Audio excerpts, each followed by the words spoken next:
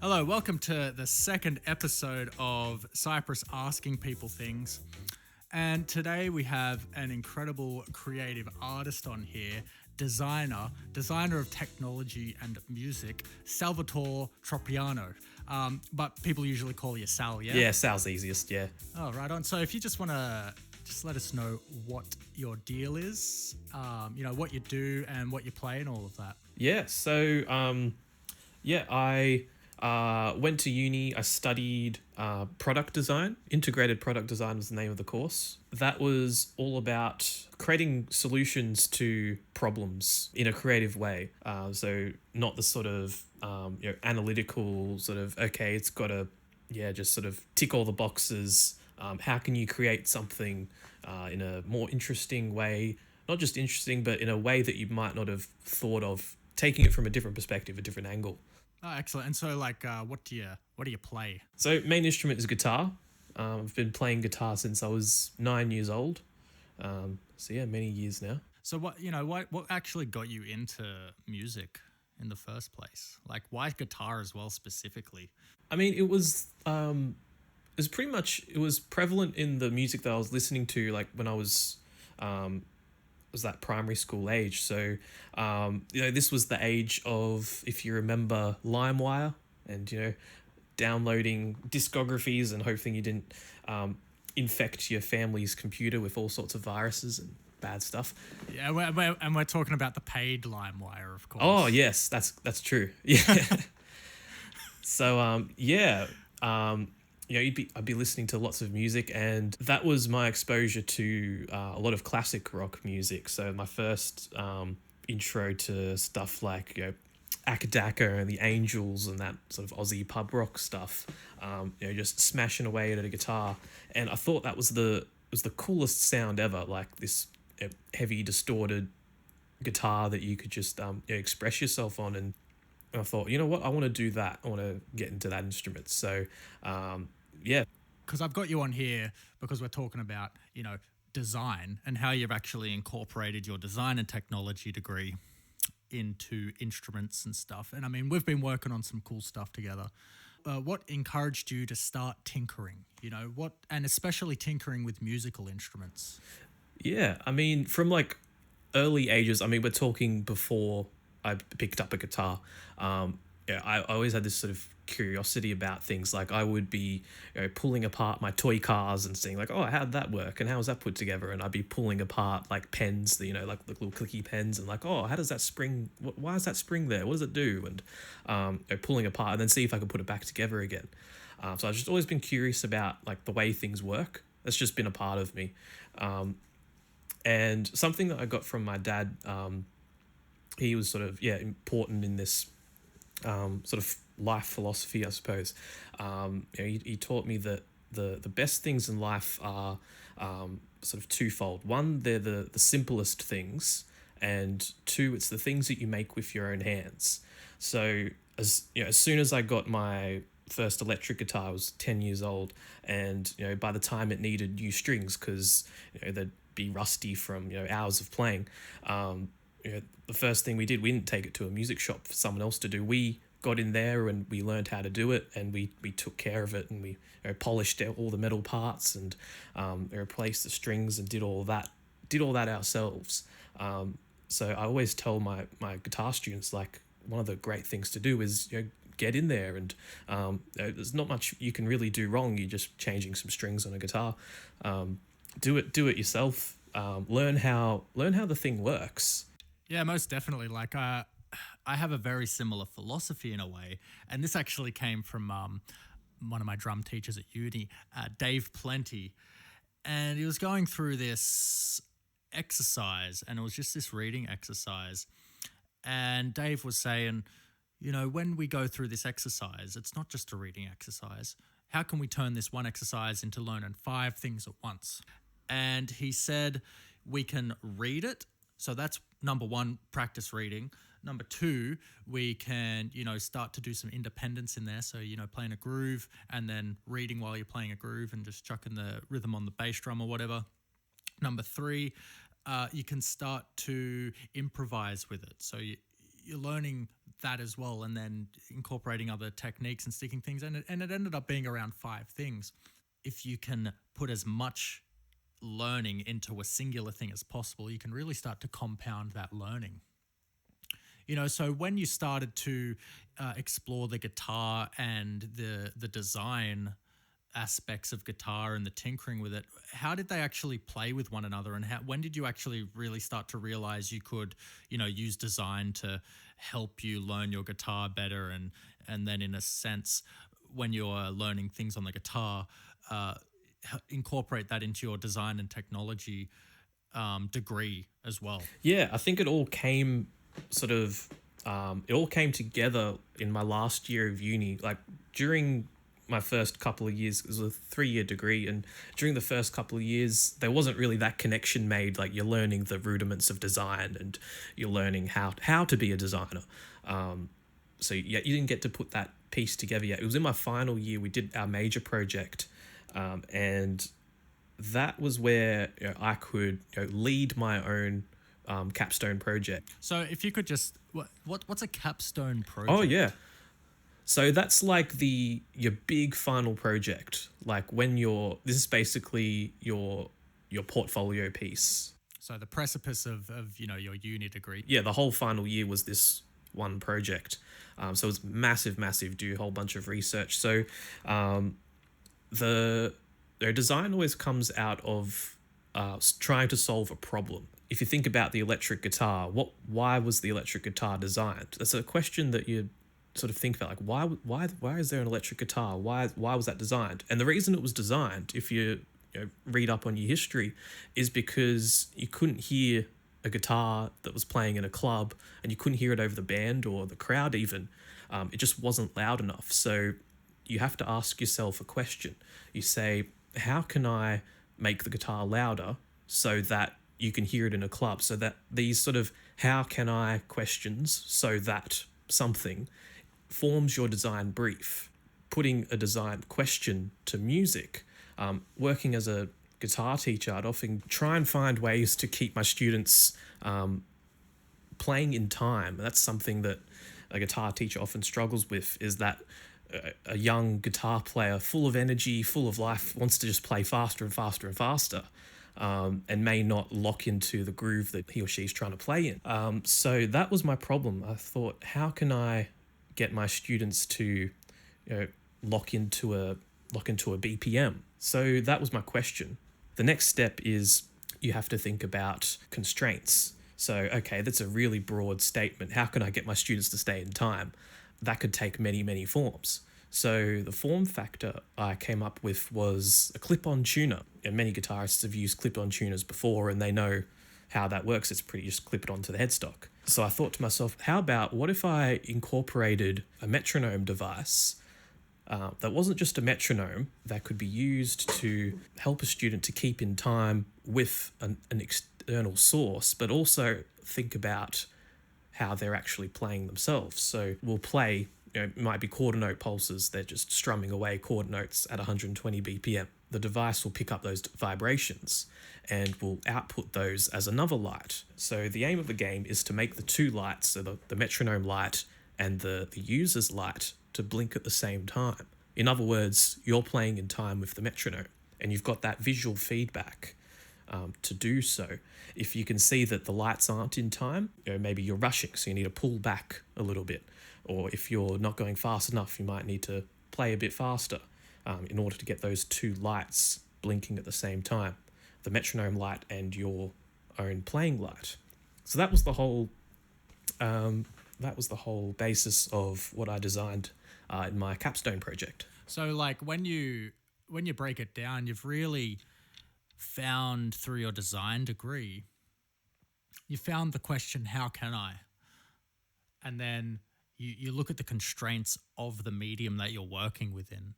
So when you are using this, how do you then take these ideas and then, inject it into a time restrained environment? So, you repair guitars, and I know you have quite a few clients at this point in time. So how do you start to take that how can I, with the constraints, and sort of like sift through the noise so you can more efficiently get through your workload. Because as a repairing person, repairing is also designing in a way, because you're having to design solutions to problems that arise. Yeah, absolutely. I usually say to my clients for most jobs, I always like to give just a week's window because anything can arise. And I've had some interesting instruments like in my time doing this repairing stuff. Um, you'd have instruments where like everything appears fine, and what you're going in there to do is maybe something pretty simple. So the problem might be the open string is buzzing, and so instantly that sets off sort of bells and alarms, and that tells me, okay, it's got to be a problem with the nut, or it's got to be maybe check the bridge, check if it's an acoustic guitar, check any bracing.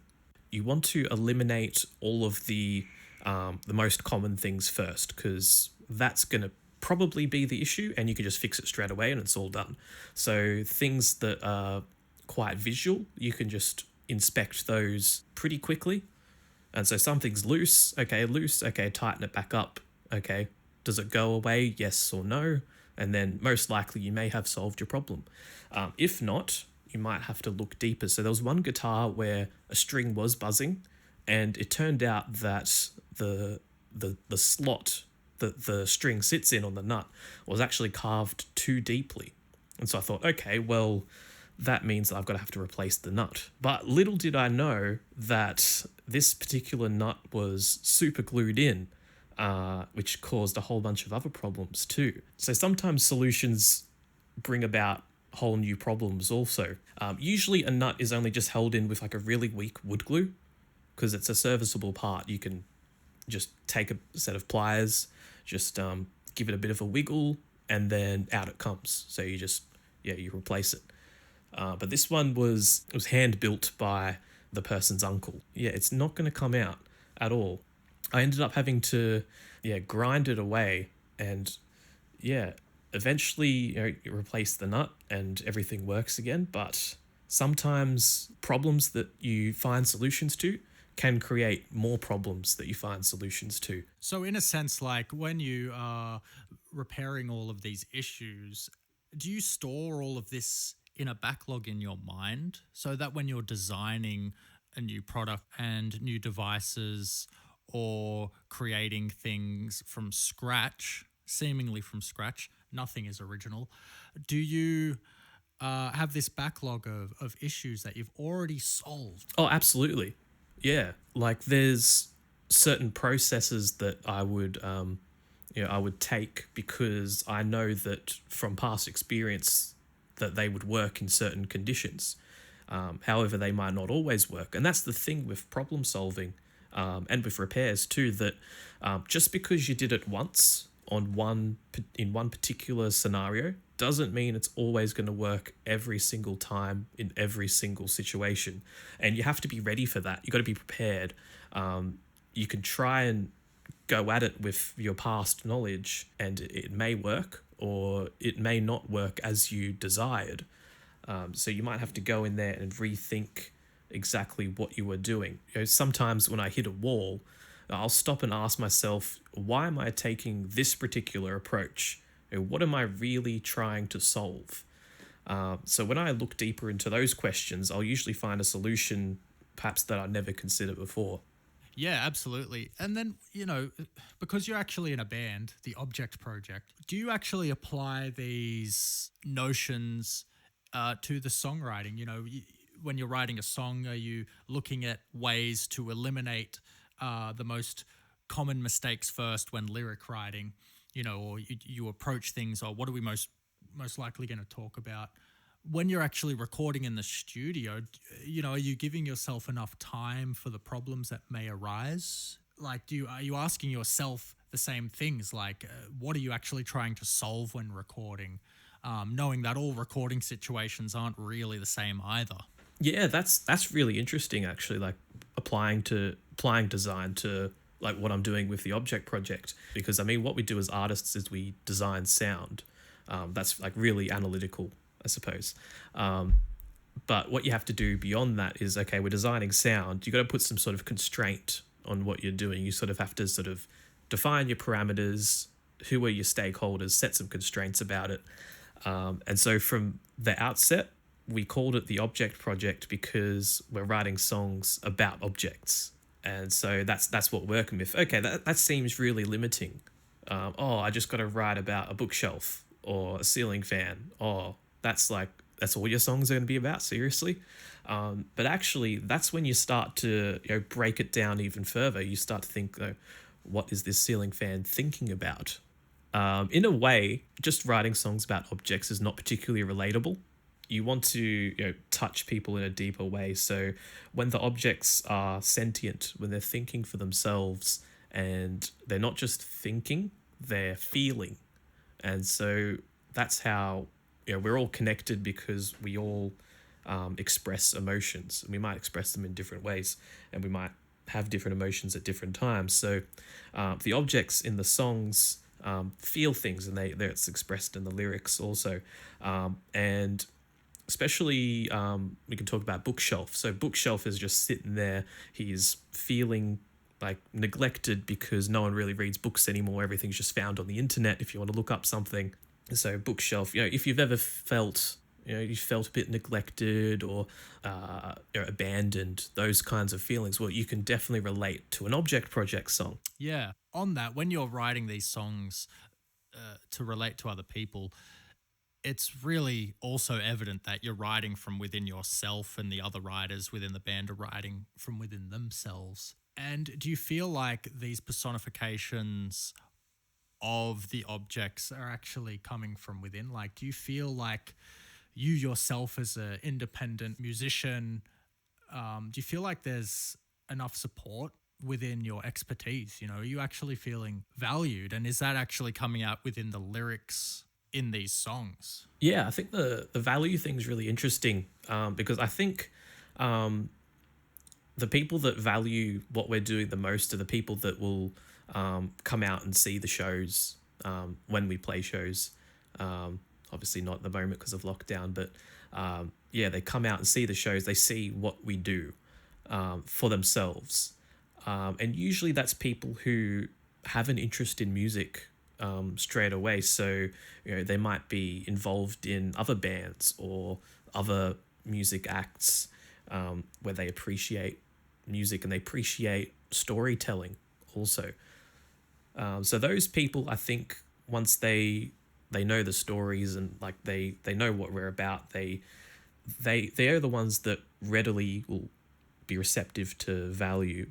As for the general public, that's trying to create popularity is always a mystical sort of thing, like to break through. As a musician, you always hope to this is one that's gonna just go absolute gangbusters. It's gonna hit all the playlists on Spotify and just go absolutely crazy.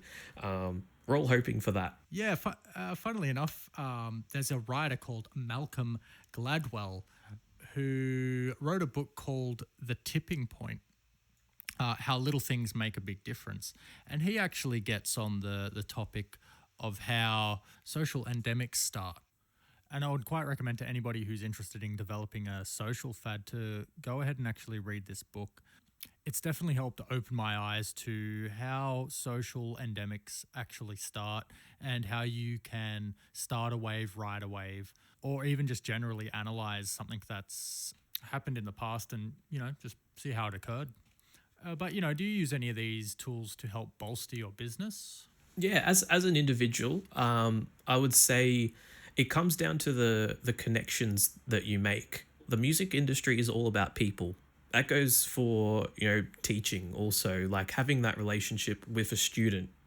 You build a certain level of trust with someone primary school or high school age, or even an adult that's wanting to get back into music and pick up a guitar for the first time in maybe decades. You have to build that level of trust. They're trusting you with their abilities and the development of them. It's something that you build up over time, I'd say. When you're starting out, it could probably be tough that maybe you don't have a reputation just yet. People might not know who you are. You might have like some friends that may not be in the industry that know who you are, and you definitely get their backing because they're your mates. But in the industry, like that might be hard to, as you're starting out. But as you connect with more people, as you know more people in the industry, building relationships, easygoing, friendly person, being willing to go the extra mile for people also is something that I value, because that just shows people that they're prepared to take on a job and give you some sort of value for what you're doing. Absolutely. And I can most definitely attest to that, because you and I, Salvatore Tropiano and Cypress Bartlett, are working on a thing together, which is should be coming out next year, 2022. We will be able to show some people what we're actually working on and putting what we're talking about here, the how can I's, the constraints, how we're using the principles of, eliminating the most common things first, allowing time for problems, knowing that all situations are not the same, and most importantly, asking yourself, what am I actually trying to solve? We're doing that, absolutely doing that. And I think one of the most important things is you actually, if you have an idea, just giving it a red hot crack. It's been really great talking to you, Sal, with this. Do you have any social medias or anything that people can check your stuff out on? Yeah. Probably my most popular moment is Instagram. If you head over there, it's just one word, Sal Tropiano. I'm regularly posting up what I'm getting up to. At the moment, I've got like 5 guitars that I'm working on all at once right now. It's absolutely crazy. My workshop is got a little workshop in my garage, and it's just tools everywhere, but it's great. I absolutely enjoy it. And the Object Project, I'm sure you can just Google that one. Yeah, we're on Spotify. Look, it's the first thing that comes up. You can go to Facebook, Instagram, Spotify, we're all there. Sal Tropiano, thank you for having a chat about your little bits of gold. This has been episode 2 of Cypress Asking People Things. Up next, I've actually got somebody, so this will be episode 3. I've got somebody talking about their work-life balance and how she deals with the music industry. Thanks for listening. This is going to be more of a regular thing, I guess. So thanks for listening. Peace out.